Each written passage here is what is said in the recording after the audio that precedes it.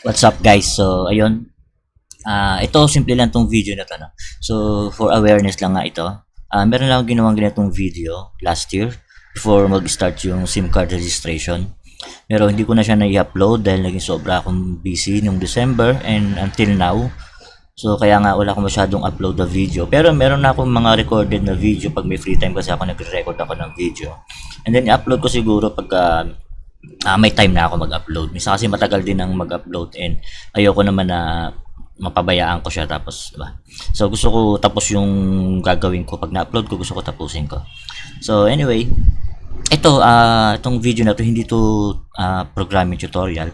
But, meron lang akong papakita sigurong kaunti, gaya nitong code na nakikita nyo ngayon sa harapan. Ito ay simpleng app lang. Kaya nga sabi ko kanina for awareness ito para doon sa mga phishing, mga fake emails para natin ma-detect. So, para ma-detect natin ang isang phishing site or email, so madali lang yan. Halimbawa, dito sa ating email, ang ginagawa kasi ng mga kung nagsisend ng fake emails, ganito. Naglalagay lang sila, halimbawa, meron sila lagay dito, kung ano man, may message dyan, tapos dito, message, tapos meron silang link na ibibigay, no? Bawa yan, link. Tapos, ang paggawa ng link niya, ginagawa nila ganito. So, ako, gagawin ko na, gagawin kong URL is 127.0.0.1. Ito yung gagamitin ko para mapunta siya dun sa aking website na ginawa na parang fake emails, fake websites, okay. So, ang ilalagay ko dito, https, halimbawa sa globe, no? globe.com.ph/registers. Yan, halimbawa ganyan. Okay, so pag sinave ko yan, makikita nyo dyan, HTTPS, mukhang legit siya, di ba? Pero kapag kinopy nyo yung link niyan, copy link, pag pinaste mo dyan, makikita nyo na iba yung laman. Diba? So, ngayon try natin, meron akong sinend na email, gamit din yan, no?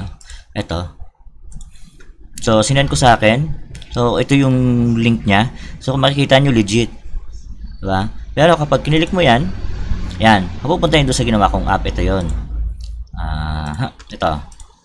So, ito yon. Ngayon, clear ko muna ito. Ayan.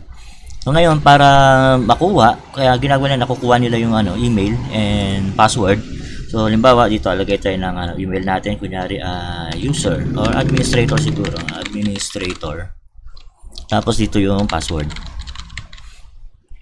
So, pagka login, may magpa-pop up lang na ganito, message box, halimbawa, successfully login, then pag press mo ng okay, pwede kang i-redirect yan sa ibang site. Okay, pero dito sa ginawa ko, hindi ko siya ni-redirect, but pwedeng natin gawin yun. Pwedeng gawin ng mga gumagawa ng ganitong phishing site, no? So dito, kung makikita nyo sa app ko, simple lang yung code niya, maiksi lang, ayan lang. Dito, kinukuha ko, nilalag ko yung mobile. Actually, mobile ngayon nakalagay, dapat username, pero anyway, mobile kasi yung una kong ginamit. Pero kung makikita nyo dito sa log, andito yung username at andito rin yung password. Okay. So ito, pwede ko na itong makuha. Pwede ko itong isave sa database ko. Kung meron. Pwede ko rin naman itong isave isend through email ko. Pwede din. So pwede ko rin siyang isave sa notepad. Pwede ko rin gawin yon. Depende kung saan ko siya isasave. I-record yung mga datang nakukuha ko ng mga login o user credentials. No? So, ganyan ginagawa nila. Actually, kahit elementary kayang-kayang gawin to or high school. So, kaya nga hindi ko kino-consider na yung gumagawa ng phishing site na hacker. Ewan ko, but they considered it as hacking. Pero sa akin kasi hindi eh. Ewan ko, kanya-kanya naman yan. Kung sa kanila, hacking yun. Pero sa akin kasi hindi. Scamming yan, tingin ko dyan kasi nga may panloloko eh. Sasend sila ng fake emails, fake website.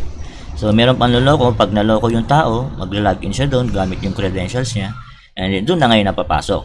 Kaya maganda nung nagkaroon ng OTP, and then nagkaroon ng 2FA, yung two-factory authentication. So, two-factor authentication, no? So, kung gano'n, kung yung mga website nyo, or mga social media accounts nyo, wala pang 2FA, gamitin yung 2FA kasi dagdag security yon.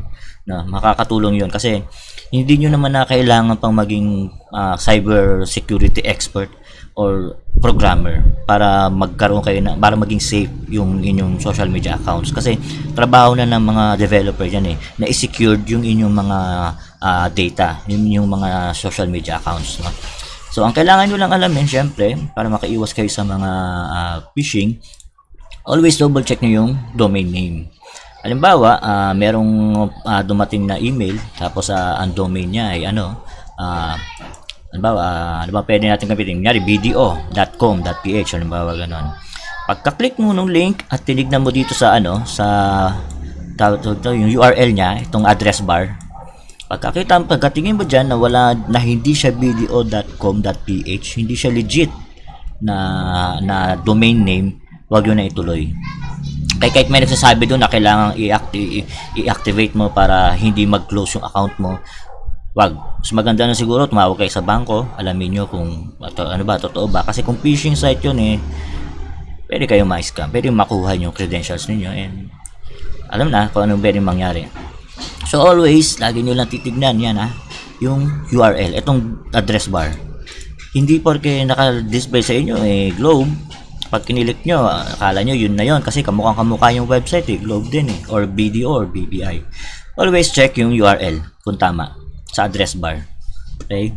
Pag nakita nyo na usually yan mahaba yung niya, tapos meron lang nakalagay doon ng BDO pero hindi talaga yung domain name niya. So wag yun. Wag nating i-click yun kasi delikado yun, no? So ganun lang. Tapos syempre wag natin i-share yung ating OTP.